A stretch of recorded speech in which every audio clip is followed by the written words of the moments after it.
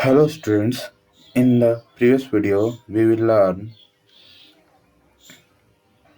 about dispersal of seeds and agents of dispersal of seeds. In this video we will learn how seeds dispersed by wind, water, animals and explosion. Now first learn dispersal by wind. Seeds of certain plants such as cotton, hyptis, dandelion, and madar are very light and have fine hair or wing-like stickers on them. कुछ पौधे, कुछ खास तरह के पौधे जैसे cotton, हिप्टिस, डेनिलियन और मदार के बीज बहुत ही हल्के होते हैं और इनमें के बीजों में बाल होते हैं. These seeds are easily carried by the wind from one place to another. ये बीज आसानी से हवा के माध्यम से एक जगह से दूसरी जगह जाते हैं. Now next is dispersal by water. Seeds of certain plants such as lotus, coconut, etc. that grow in or water bodies generally dispersed by water. कुछ खास तरह के पौधे जैसे कि लोटस, कोकोनट ये पानी के अंदर या पानी के ऊपर या पानी पे जन्म लेते हैं और इनके बीज पानी के द्वारा ही जल के द्वारा ही एक जगह से दूसरी जगह जाते हैं, बिखर जाते हैं. These seeds are spongy or have a fibrous covering which helps them to float on water. इनके बीज स्पॉन्जी होते हैं और रेशेदार होते हैं जो इन्हें पानी पर तैरने में मदद करते हैं. Water carries these seeds from one place to another. जल जो है इन बीजों को एक जगह से दूसरी जगह स्थानांतरित करता है, लेता है. Next is dispersal by animals. Seeds of some plants, such as gentium, have hooks or spikes that stick to the skin of animals and are dispersed to distant places. कुछ पौधे जैसे कि जेंथियम के सीड में हुक होते हैं और वे नुकीले होते हैं जो कि जानवरों के स्किन में चिपक जाते हैं और ये इस तरह एक जगह से दूसरी जगह चले जाते हैं. Some seeds like guava and cherry are passed out undigested in the dropping of birds, animals and human beings. कुछ बीज जैसे कि गुआवा और चेरी के बीज बिना पचे ही पक्षियों से, जानवरों से और यहाँ तक कि मानवों से भी बाहर निकल जाते हैं. Sometimes human animals eat fruits. कुछ समय इंसान और जानवर फल खाते हैं and throw the seeds away और थोड़ी दूरी पर उस के बीज को फेंक देते हैं. This grow into new plants और यही बीज नए पौधे में उत्पन्न हो जाता है. Next is dispersal by explosion. The fruits of some plants like poppy, bean and pea burst open when they arrive. कुछ पौधे फल जैसे पॉपी, बीन एंड पी ये जब पक जाते हैं तो फट जाते हैं और फटने के बाद ये चारों दिशा में फैल जाते हैं. This method of seed dispersal is called explosion. इस तरह के बीजों के बिखराव को एक्सप्लोजन कहते हैं. Reproduction through spores. स्पोर्स के माध्यम से कैसे एक पौधा रिप्रोडक्शन करता है, प्रजनन करता है. Some non-flowering plants like ferns and mosses do not reproduce through seeds. कुछ पौधे जैसे कि फर्न्स और मोसेस ये बीजों के माध्यम से रिप्रोड्यूस नहीं करते हैं, प्रजनन नहीं करते हैं. इनमें ना ही फूल होते हैं. They have they make spores and reproduce through them. ये स्पोर्स बनाते हैं और इन्हीं के माध्यम से प्रजनन करते हैं, रिप्रोड्यूस करते हैं। Spores look like tiny clouds dots which germinate under suitable condition and are grown into new plants. Spores छोटे रंगों के धब्बों जैसे होते हैं जो अनुकूल वातावरण मिलने पर अंकुरित होते हैं और नए पौधे में उत्पन्न हो जाते हैं।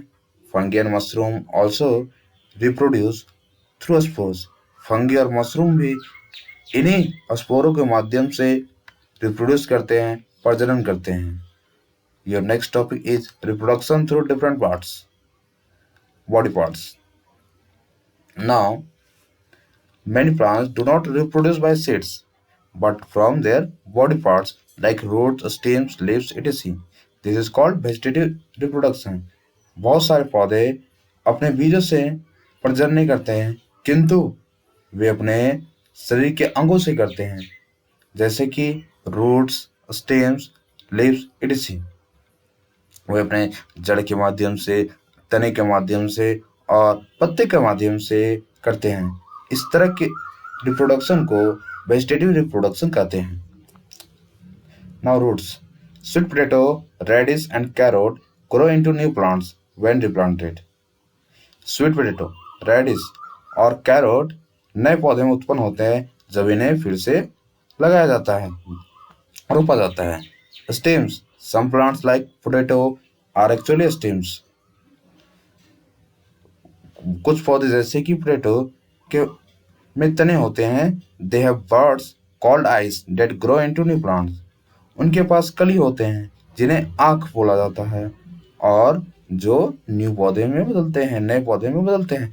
Rose, sugar cane and hibiscus also grow from stem cuttings.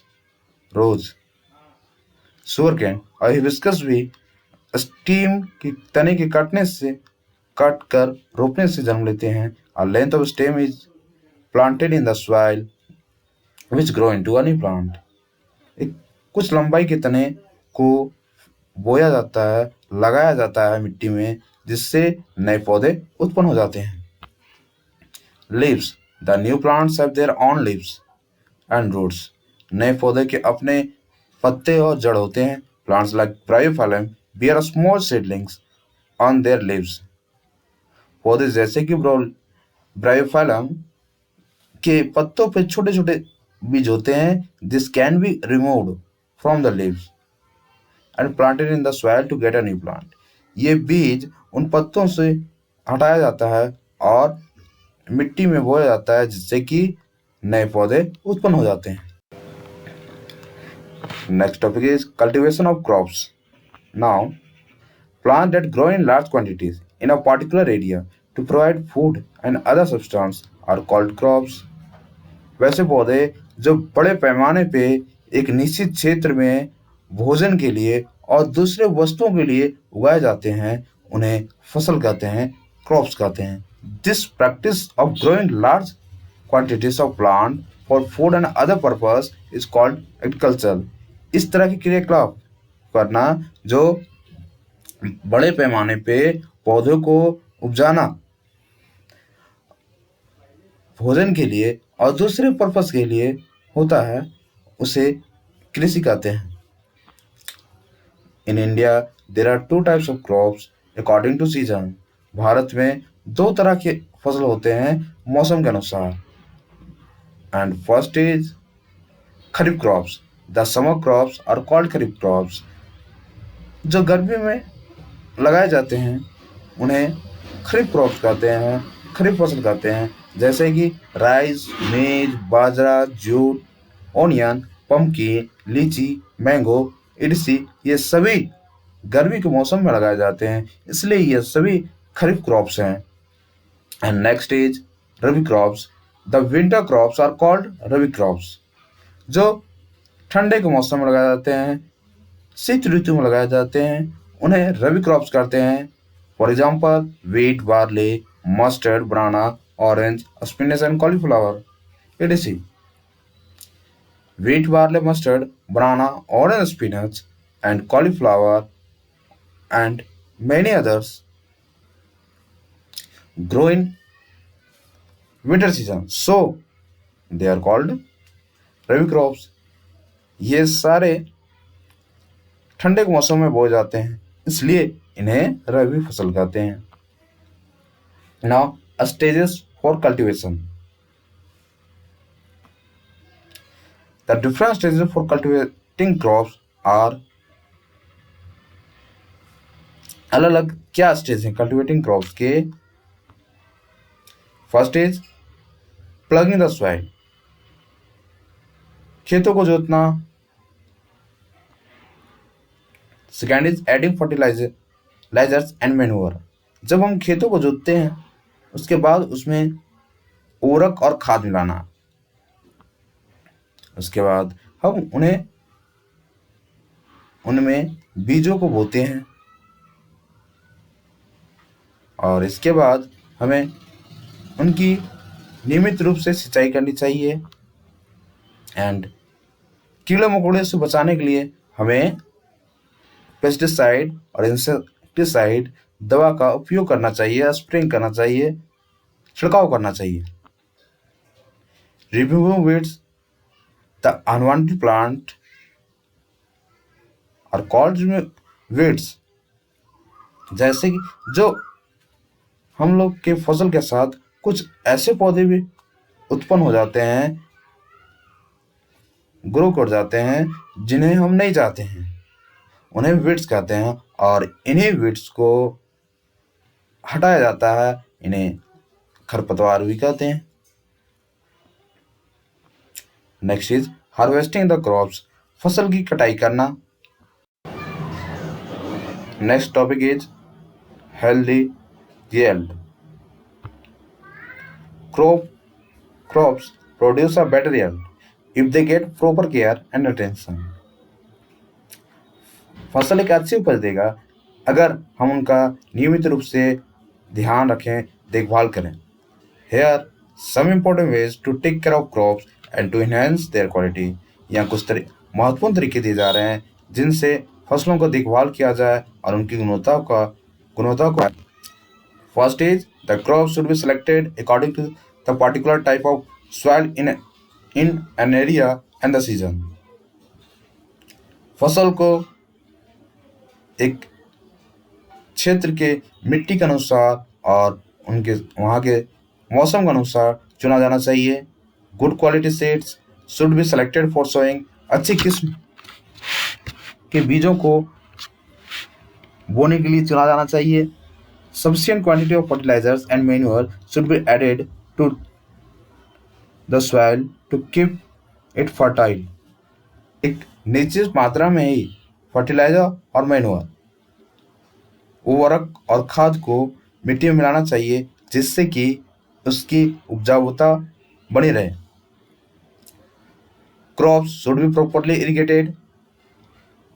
फसलों को नियमित रूप से सिंचाई करनी चाहिए। Crops should be protected from bird, pest and insecticides by spraying pesticide and insecticides. Crops को birds, pest और insecticide से बचाना चाहिए, पेस्टिसाइड और इंसेक्टिसाइड्स की छिड़काव करके। Unwanted plants and weeds must be removed regularly. वैसे प्लांट जो इन्हें हम नहीं जानते हैं उन्हें हमेशा नियमित तौर पर हटाना चाहिए। Crop must be harvested at proper time, फसलों को नियमित समय पर कटाई करनी चाहिए और कटाई के बाद इन्हें नियमित रूप से रखना चाहिए।